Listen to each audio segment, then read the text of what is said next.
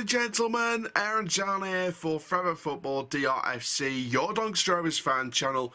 It is preview day. Yes, ladies and gentlemen, we've missed the whole weekend of football. I hope you did have a merry, wonderful Christmas. Obviously, we're counting down to New Year now.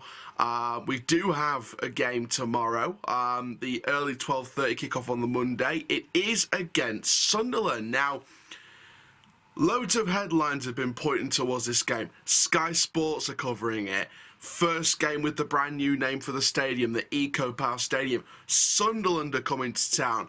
Brand new oh wait, no. Sorry, scratch that last one. We don't have a brand new manager yet. But but yeah. Nearly all the headlines. Just one job, Rovers. One job. Get a manager in before Sunderland. We couldn't even manage that. But all jokes aside, no, it is Sunderland. I mean, this is going to be an absolutely... I mean, on paper, this could be an absolute rollover. For Sunderland, if they do not at least score 2 or 3 past us, it'll be embarrassing for Sunderland. And that's not even taking the mickey out of Rovers. This is taking the mickey out of Sunderland. If they don't put at least 2 or 3 past us on paper, it's embarrassing. Now, obviously, Sunderland managed by the former Bristol City manager, Lee Johnson. He's been called many names in football before, a bottle job being one of them. You know, it's at the end of the day, you've got to.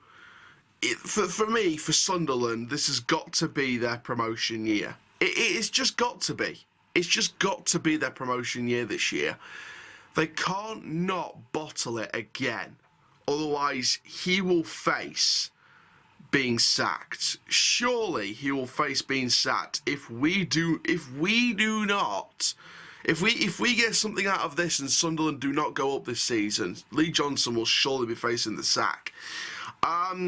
Now, obviously, taking a look at where Sunderland are in the league at the moment, they are currently 3rd in the table. They're only 2 points behind 2nd place, so you've got to think that they've got to put their name on this potential victory. Now, of course, in previous games, they were knocked out 5-1 just a few days back against Arsenal in the EFL Cup.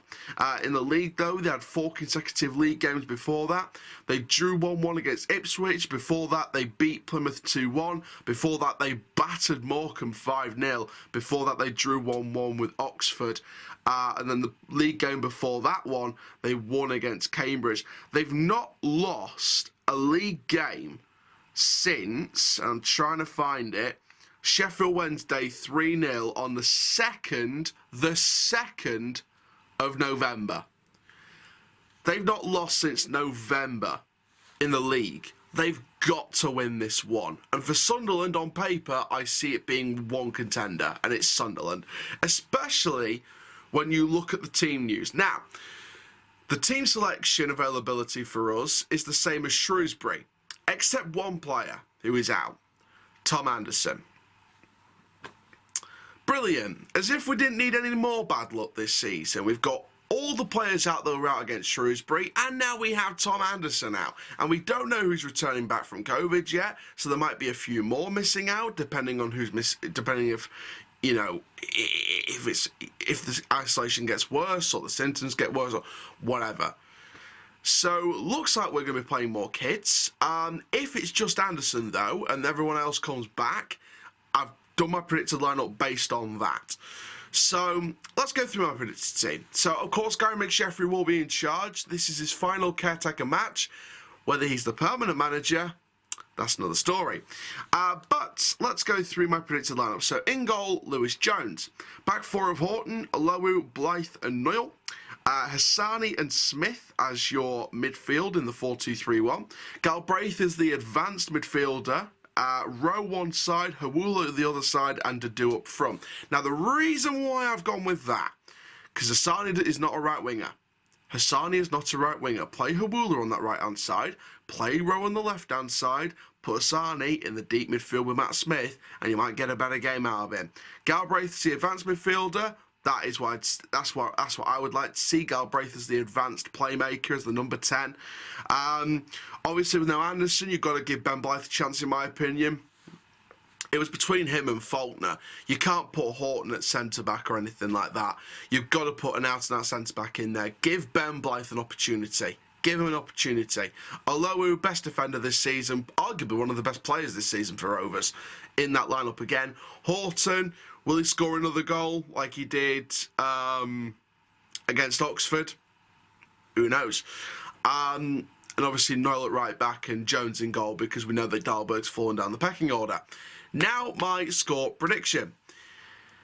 I've got a bad feeling about this one. And it's not just because, you know, I think we're going to lose most games at the moment. I just don't think we're going to get anything out of Sunderland. I want to be optimistic. I want to be that optimistic guy that says, you know what, let's get at least a point out of this one. I think we could get a point if we just stay on our A game.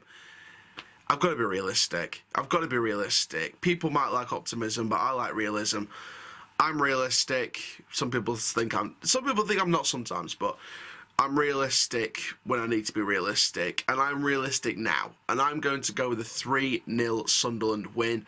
I don't think we're going to win this one at all. I don't think we're going to get anything from this at all. The fans may boo at full-time and half-time. That's down to them. We may get a chance against the board in the South Stand. That's down to them.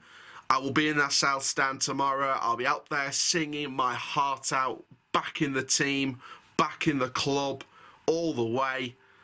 And we'll just see what the managerial situation is after that game. Because, of course, the announcement is set to come after that game on the Tuesday or the Wednesday, hopefully. So, we'll see. But there we are, guys. Thank you very, very much for watching this video. Make sure you do like, comment, and subscribe. And for now, I'm Aaron Chandler from Fair Football DRC. Keep living the Rovers life. And that, my friends, full-time Rovers side die. Thank you very much. And I'll see you all tomorrow at the Keepmoat Stadium. Come on, Rovers. Come on. Rovers!